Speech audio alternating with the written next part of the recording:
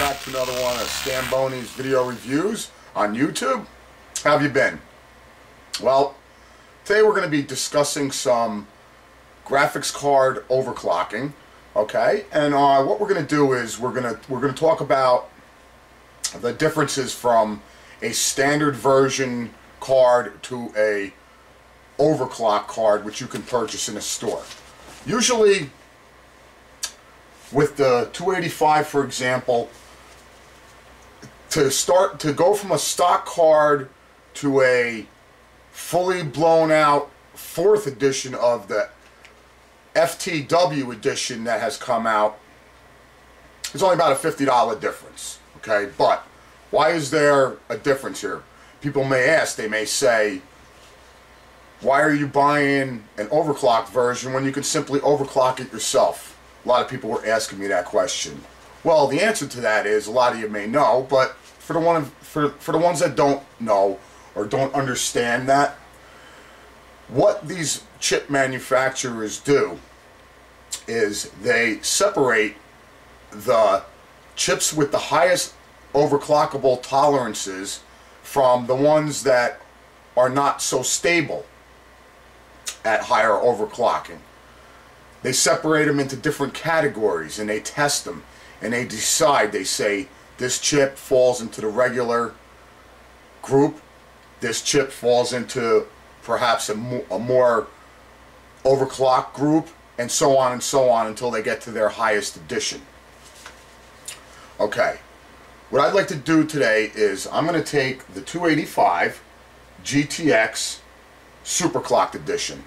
We've got 3 of them installed here on using a 780i mainboard with a QX9650 on a relatively light overclock of a 3.5 gigahertz per core. Not per core, but 3.5 gigahertz for the core. Okay, and what we're going to do is we're going to run these at the stock. I'm going to have to use some cards here to read because I can't remember all this stuff, alright? So, where's my friggin' glasses, man? Right here. Don't pick on the glasses. Okay, well, for your standard GTX 285, it is running at a 648 megahertz GPU clock speed and an effective 2,484 megahertz on a clock speed. Then second in line, the Superclocked Edition, which is what we have here, is running at 675 megahertz on a CPU clock speed and 2,538 megahertz on a memory clock speed. Going up from that, on the SSC Edition, we're running at 702 megahertz on the core clock and 2,646 megahertz on a memory clock. Now for the almighty 285 FTW that has just been released, they are claiming a stock core speed of 720 megahertz out of the box with a 2,772 megahertz memory clock. That is amazing.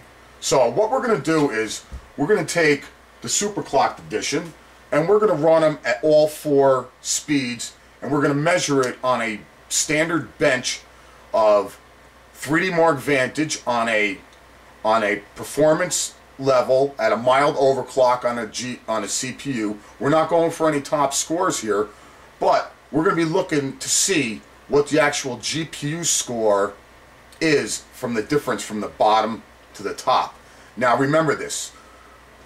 We told you about the chip selection and how they decide which card gets what chip. This does not mean necessarily that a superclock chip is any slower, or even a standard chip is any slower than a For the Win edition chip. There's a lot of luck involved here. I know people that have gotten the SSC version that I can overclock my SC version higher than the SSC version and well past the standard clock of the FTW edition. So what we'll do is we'll run some tests. We'll show you what the standard EVGA 285 GTX can do all the way on up to the For the Win edition, and we'll see what it actually does in a performance benchmark difference. Okay, so let's get going. Let's start checking it out. Okay, so let's try it. What do we have here for the stock version? Running at 648 megahertz on the core clock and 2484 megahertz on the memory clock. Let's run this test.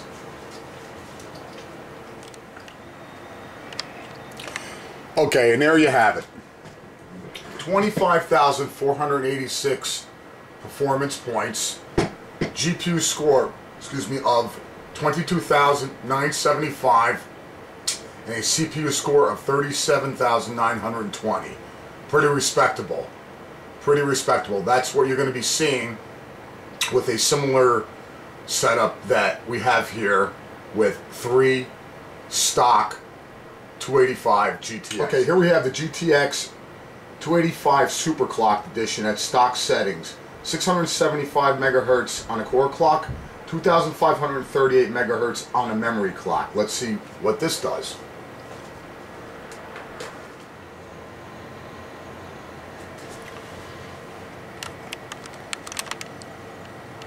Okay, there you have it. The Superclocked edition.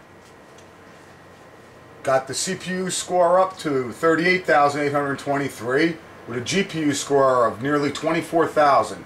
23,914 with a total P score of 26,453. Wow, what a nice increase to go from the stock card to the Superclocked edition card. Now let's check it out. Let's check out the SSC version.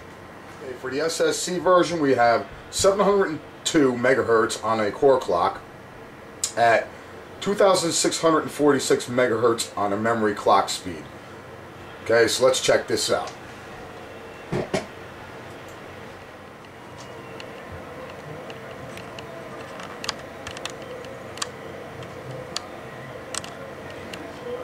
Okay, there you have it. Wow. No increase at all in your P score. CPU score went up. And GPU score went down, 23,584. Okay? We'll talk about this in a minute. Now, let's put these cards on the For the Win edition specs.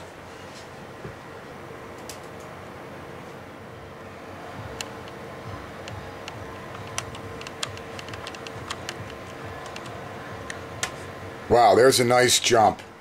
There's a nice jump to the For the Win edition. Almost hit 40,000 on the CPU and 25,000 basically exact on the GPU with a total score of 27,581. So from the stock version to the FTW version, there's a considerable difference in performance. And there's your range. Okay, and now let's talk about this for a second. Well guys, there you have it. That's the GTX 285, all 4 edition clock speeds, Vantage runs on a mild overclock, not going for any records like I said. I told you we would talk about that difference between the SC and the SSC version. We're not gonna because I don't understand it.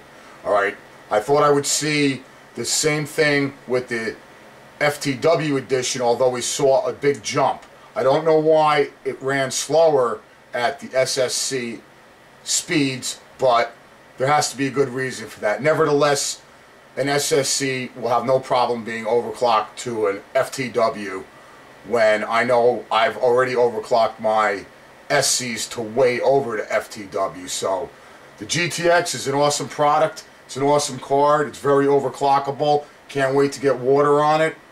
And I hope this helped you guys with some decision making. And we'll see you soon. Thanks for watching. Stanbony on YouTube.